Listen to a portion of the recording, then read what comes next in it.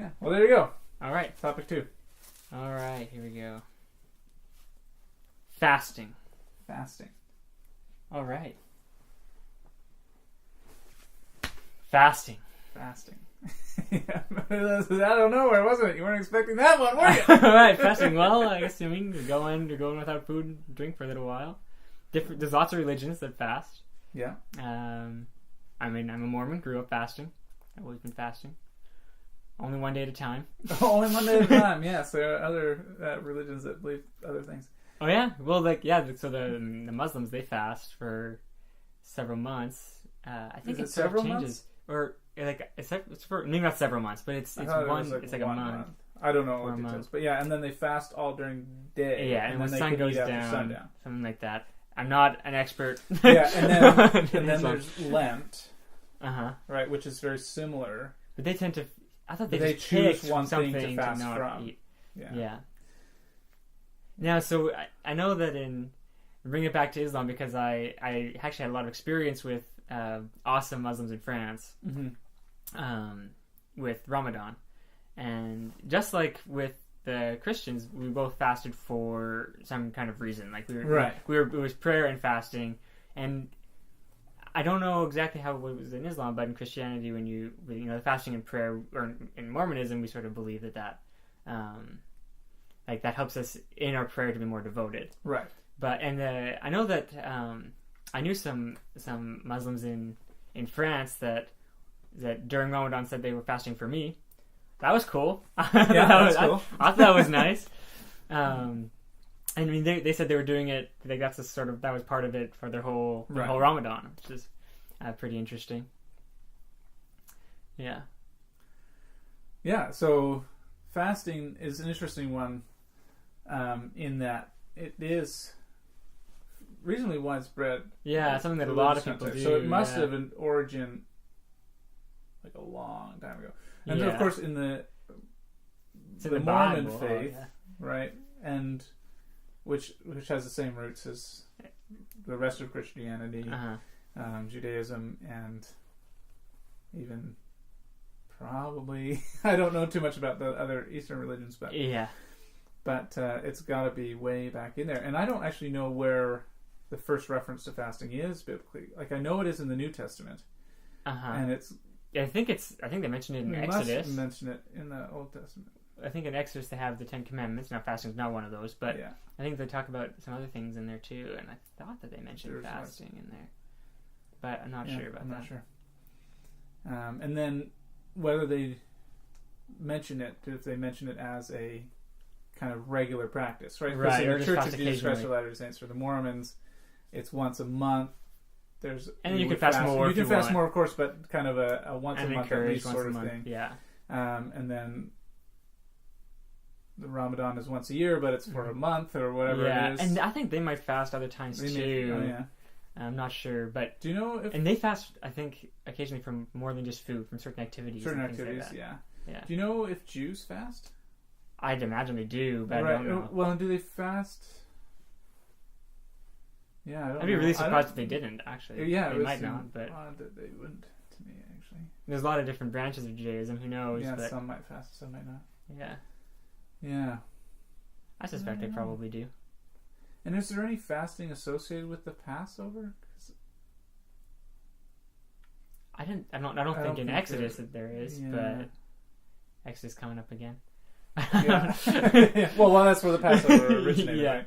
But I don't think there was. They had a feast. Passover was Passover feast after sundown. Yeah, but I don't think that there's a fast before that. There could have been. I don't know. Yeah, I don't recall. I'm not sure about that. Yeah. Imagine. I mean, maybe you got the big old feast coming, you just don't want to eat going up to the feast. Yeah. But. Have you ever thought about why fasting in the LDS faith or the Mormon faith? Yeah. Why fasting would help us in our prayers? Yeah, I think, and actually, this I actually talked to a Muslim about, and we agreed on this. This helps you to focus less on the physical. Yeah. So by not eating and paying less attention to your body and what your body wants, you can focus more on what your spirit wants. Yeah. Yeah, I was thinking about that it helps to remove distraction. Yeah. In a way. Yeah, right? You have to sort of concentrate to not be distracted by your hunger. That's right. But you, so much of your day-to-day life is preparing food, eating food, gathering food.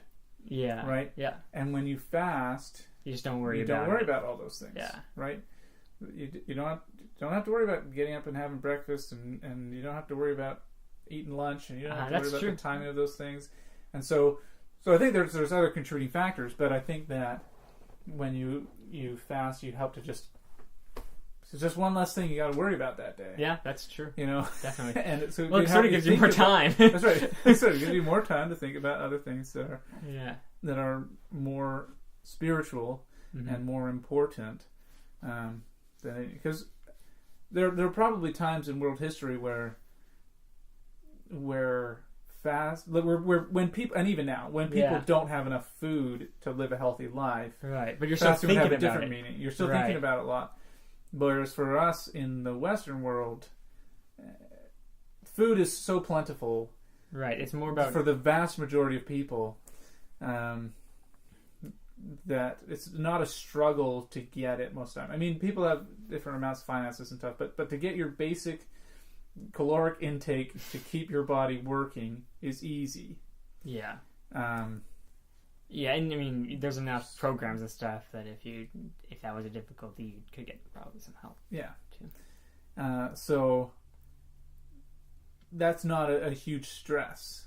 Yeah. But you still have all the concern of eating and preparing and all that kind of stuff. Right. And I think if you just don't have enough food and you're not eating, but you're still thinking about it, that's not fasting really, because like you're still fasting, maybe like the definition of the word, definition of but it's not. Yeah, it's not the spiritual fasting where you're putting that aside for a while to focus on the spiritual. Yeah. I think that you need to have that time where like it's available, but you're choosing not to. And I think even if it wasn't available, but you were actually choosing not to, I think that would still be the same. Right. Yeah. Even if it wasn't physical, but you're just like, I'm just not going to worry about it. You're not going to worry about it for however many hours or something. Yeah, I'm just not going to do it. Yeah. Yeah, I think you're right. It's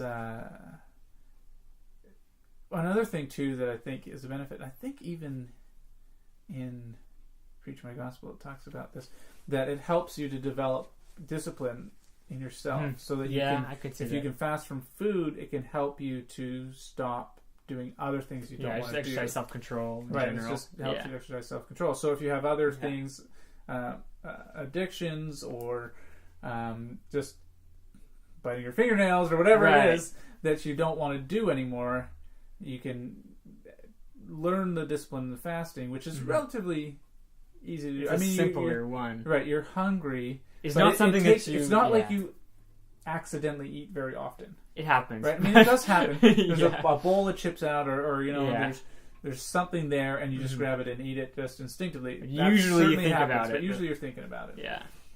Whereas other things... Like biting your fingernails. You just do. Yeah. Right? Or cracking your knuckles, or... Yeah. It's not until a few seconds after you're done, you're like, wait a second. Oh, did I do that? Yeah. Yeah. So, no, but definitely, and like as a little kid, when I was like 8 or 9 trying to learn to fast, I remember being pretty bad at it. Yeah. It's like, I'm hungry, I want to eat now. And I think also as a little kid, my self-control was not as good. Yeah. Like throw tantrums and stuff like that. I hope that my self-control has improved since I was 8. That's right. Hopefully self-control improves over time. Yeah, so I think you can sort of see there's some correlation between self-control and fasting. Yeah. Yeah. Yeah. It's just one of those things where it's like, well, why would God choose to tell us to do this thing? Right.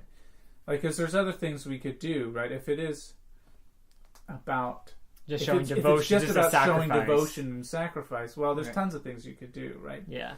But if there's some deeper meaning to it, and I think a big part of that is the separating the physical part and trying to focus on the spiritual, trying to avoid. I think that's a big part for sure. Yeah. Then, of course, in the LDS faith, the Mormon faith, I don't know about any other religions in this regard, but the fast offering Right. Yeah. Which is another part of the sacrifice, is to take the resources that you would have had used on your meals to then donate those to those that are needy. Yeah. Generally in your local communities. Yeah. All right. Well, that's kind of a weird place to stop, but okay. that's the rules.